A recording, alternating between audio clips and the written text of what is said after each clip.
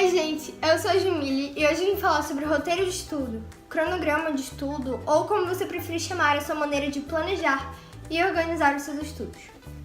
Bom, a primeira coisa que você tem que ter em mente é o seu tempo. O tempo que você tem para sentar numa cadeira, pegar os livros da escola e enfim estudar. Gente, o primeiro passo é vocês definirem os seus compromissos inadiáveis. O que são compromissos inadiáveis? São compromissos em que você não pode mudar a data, simplesmente.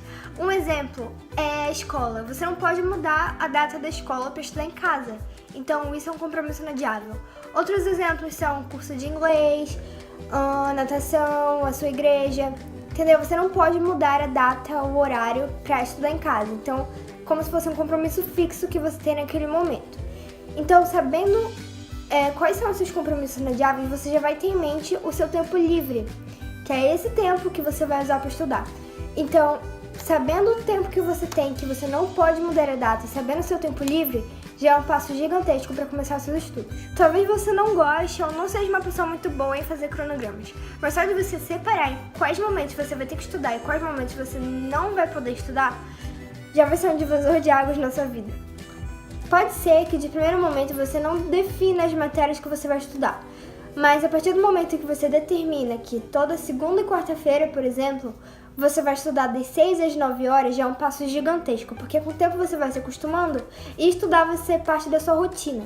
E com isso a gente pode ver que um cronograma, um roteiro, não é só das matérias que a gente vai estudar, mas sim o seu tempo certo de estudar. Gente, esse é um exemplo de cronograma de estudos e ele tá mal feito e tá incompleto porque ele não é meu mesmo, eu só tô usando esse como exemplo. Eu peguei o exemplo do meu cronograma do ano passado, que eu tinha inglês toda segunda e quarta e eu achava que o meu tempo era muito corrido.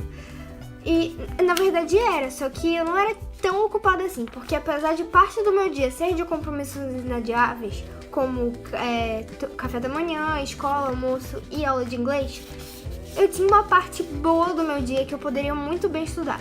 Então, aqui, todo esse tempo eu ficava fora de casa até 4 horas e mais ou menos eu chegava em casa assim 5 horas e eu tinha de 5 horas até meia-noite sem nada pra fazer. Então eu poderia pegar esse tempo livre pra estudar. Não necessariamente de estudar todo esse tempo aqui, mas eu poderia deixar um tempo de descanso, eu poderia estudar das 6 às 9 horas e ainda teria 3 horas de tempo livre. Então, gente, não tem desculpa, sério. A não ser que você seja, sei lá, a pessoa mais ocupada do mundo, você consegue arranjar pelo menos meia hora para estudar, porque o importante é que você estude bem. Não precisa ser várias horas de estudos, desde que você estude de forma eficiente.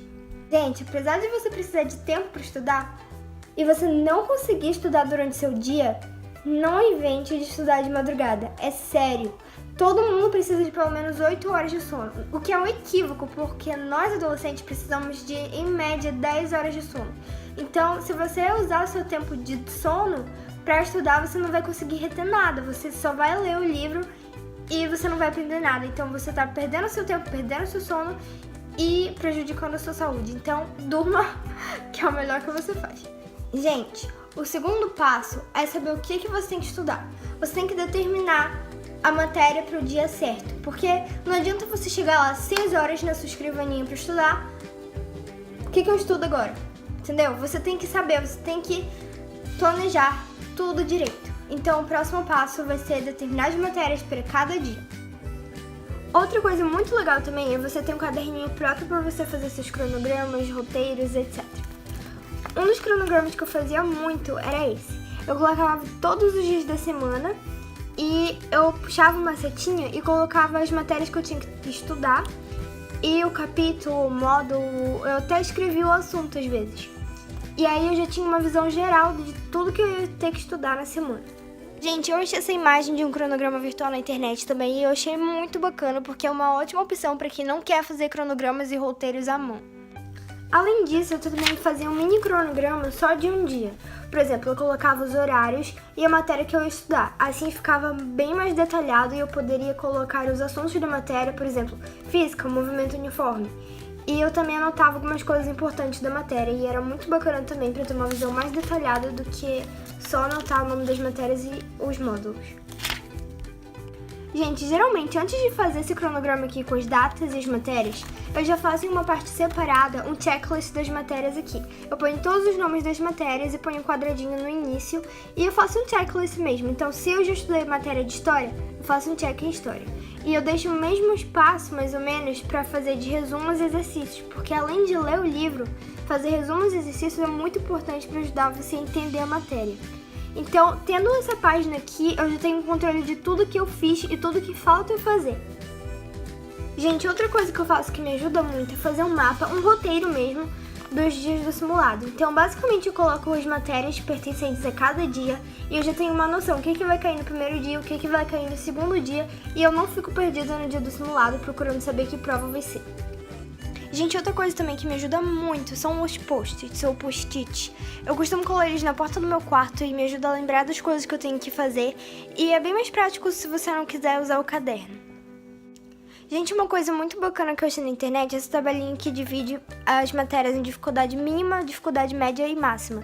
Então, consequentemente, você vai saber as matérias que você tem dificuldade máxima e, obviamente, você vai estudar mais essas matérias do que as outras matérias. Isso ajuda muito também a você organizar seu cronograma.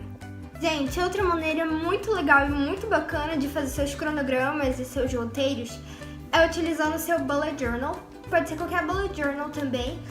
Mas é muito interessante fazer aqui. Eu sei que alguns de vocês talvez não saibam o que é, mas em breve eu vou fazer um vídeo explicando sobre como é e como ele pode organizar a sua vida. E eu vou fazer um tour pelo meu também. Aqui eu fazia tipo um checklist também. E eu fazia isso praticamente todo dia aqui, de estudos. Gente, aqui nesse vídeo eu dei ideia de vários tipos de cronogramas.